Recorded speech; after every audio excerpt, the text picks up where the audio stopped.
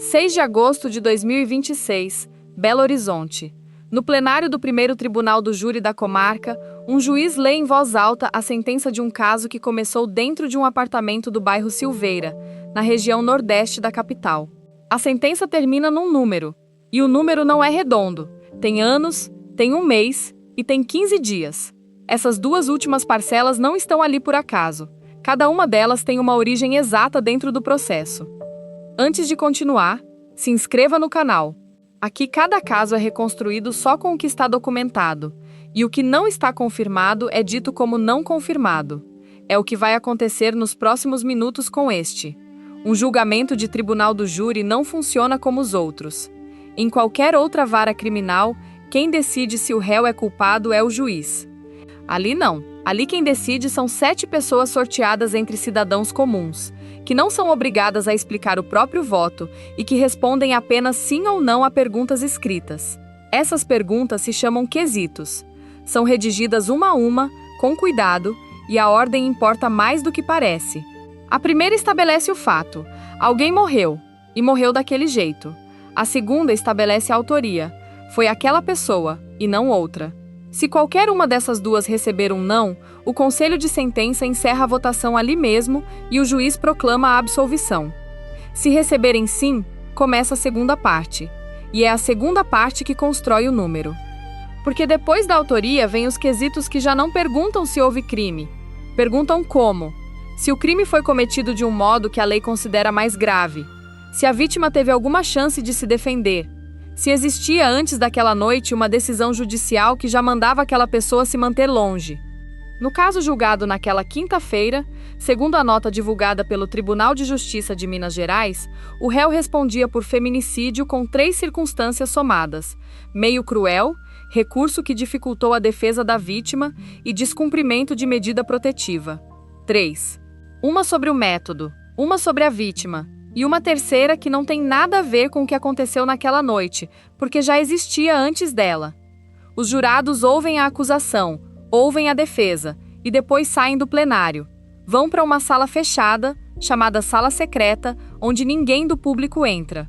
Lá dentro votam em cédulas, uma para cada quesito. O resultado sai por maioria, e ninguém fica sabendo quem votou o quê. É assim de propósito. O sistema protege o jurado de ter que responder pelo próprio voto. Quando eles voltam ao plenário, a parte da culpa já está decidida e não se discute mais. O que ainda não existe naquele instante é a pena. Aí o trabalho passa para o juiz. Ele pega cada resposta afirmativa dos jurados e converte em conta. Parte de um mínimo previsto em lei, considera as circunstâncias pessoais do réu e só depois aplica os aumentos que os jurados reconheceram. É um cálculo em etapas, feito na ordem que a lei manda, e cada etapa deixa um resto. É desse cálculo que saem os meses e os dias. Um número redondo, numa dosimetria de pena, quase sempre significa que pouca coisa foi somada. Um número quebrado significa o contrário.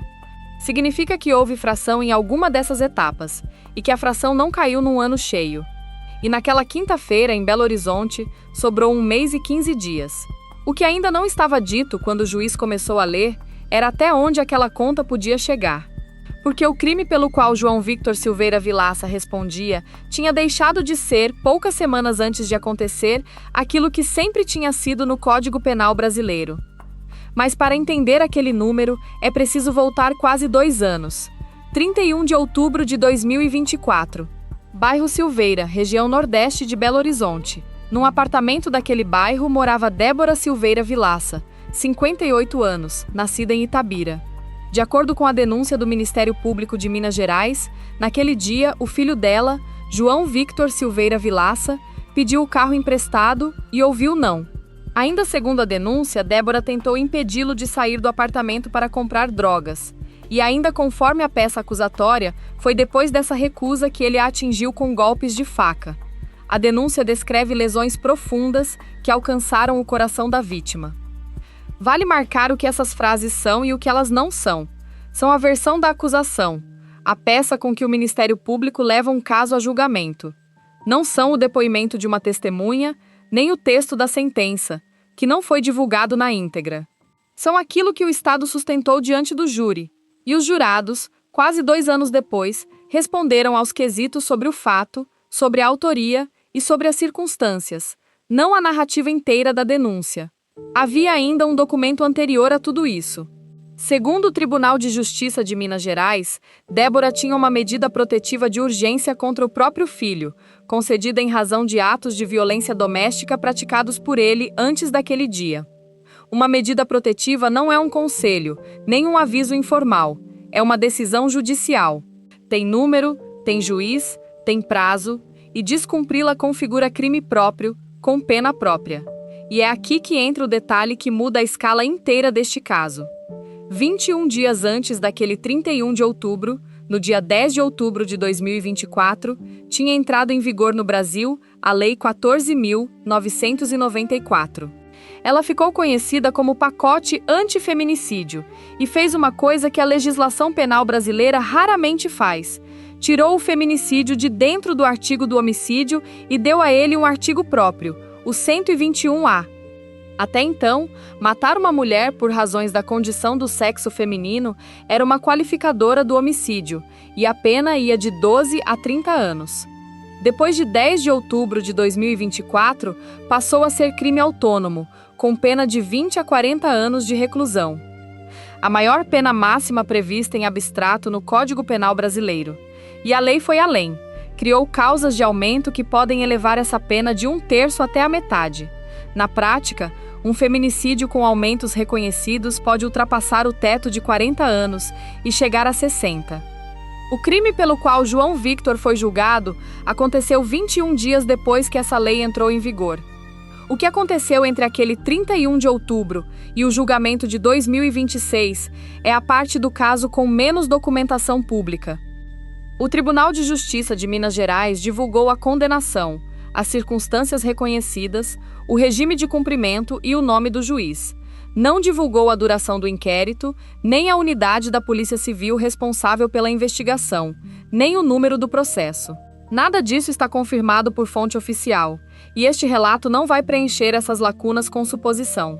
O que existe é a cobertura publicada na época, com informações repassadas pela Polícia Militar e pela Polícia Civil de Minas Gerais.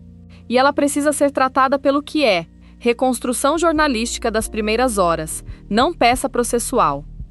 Segundo essa cobertura, Débora não atendia o telefone. Uma irmã dela foi até o apartamento, chamou um chaveiro para abrir a porta e encontrou o corpo dentro de casa. Ainda segundo os relatos publicados na época, havia uma câmera no corredor do prédio, instalada no andar do apartamento, e diziam que aquela imagem apontava quem teria sido a última pessoa a deixar o imóvel. É o tipo de detalhe que não aparece em nota de tribunal, mas que costuma decidir a direção de uma investigação nas primeiras horas. Uma câmera de corredor não filma um crime, filma uma porta, e dependendo do caso, isso basta para orientar tudo o que vem depois. No dia seguinte, 1º de novembro de 2024, João Victor foi preso em Belo Horizonte. A cobertura da época, atribuindo a informação à Polícia Militar, relatou que ele confessou no momento da prisão. Os relatos publicados divergem sobre o local exato dessa prisão, e por isso ele não é afirmado aqui. E entre aquela prisão e o plenário de agosto de 2026, houve um caminho que o rito brasileiro torna obrigatório: denúncia oferecida pelo Ministério Público, denúncia recebida pela Justiça, instrução e depois a decisão de pronúncia. A pronúncia é o momento em que um juiz reconhece que existe material suficiente para que o caso seja decidido por jurados, e não por ele. E chegamos ao número. No dia 6 de agosto de 2026, o primeiro tribunal do júri da comarca de Belo Horizonte condenou João Victor Silveira Vilaça a 48 anos, 1 mês e 15 dias de reclusão, pelo feminicídio da própria mãe, Débora Silveira Vilaça. A sentença foi proferida pelo juiz Marco Antônio Silva, que fixou o cumprimento em regime inicial fechado. As circunstâncias reconhecidas foram aquelas 3: meio cruel, recurso que dificultou a defesa da vítima e descumprimento de medida protetiva. Mas não foi só isso. Olha o número outra vez: 48 anos. O teto da pena prevista para o feminicídio, no artigo 121-A do Código Penal, é de 40 anos. 48 está acima do teto. Isso não é um erro de cálculo. Uma pena acima do teto do tipo pode acontecer por 2 vias: pelas causas de aumento que a Lei de 2024 criou, que sozinhas podem elevar a pena de 1/3 até a metade, ou por concurso com outros crimes, quando o mesmo julgamento reconhece mais de um delito e as penas se somam. Qual das duas vias produziu aqueles 48 anos, 1 mês e 15 dias? O texto integral da sentença diria. Mas o texto integral da sentença não foi divulgado, e a composição exata da dosimetria não consta na nota do tribunal. Então aqui isso fica onde deve ficar, em aberto. O que consta, e é o suficiente, é isto. Meses e dias numa pena são o rastro de um cálculo feito por etapas e de uma fração que não fechou num ano cheio. E aquele documento que Débora tinha contra o filho, concedido pela Justiça antes de outubro de 2024, não ficou de fora do julgamento. Foi reconhecido pelos jurados como uma das circunstâncias do caso. E é aqui que o caso precisa ser dito com precisão. A condenação existe, é do primeiro tribunal do júri de Belo Horizonte, e tem data. O que não consta nas fontes disponíveis é se houve trânsito em julgado.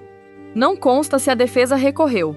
Contra a decisão de tribunal do júri cabe apelação em hipóteses restritas, e enquanto não houver decisão definitiva, a pena não é definitiva. O texto integral da sentença também não foi divulgado. Um feminicídio dentro de casa costuma ser contado como um fato sem aviso prévio. Neste processo havia um documento anterior, uma medida protetiva de urgência, concedida por decisão judicial antes de 31 de outubro de 2024. Quase 2 anos depois, esse mesmo documento voltou ao plenário do primeiro tribunal do júri de Belo Horizonte, já não como medida de proteção, mas como uma das circunstâncias que os jurados reconheceram. É isso que está dentro daquele 1 mês e 15 dias.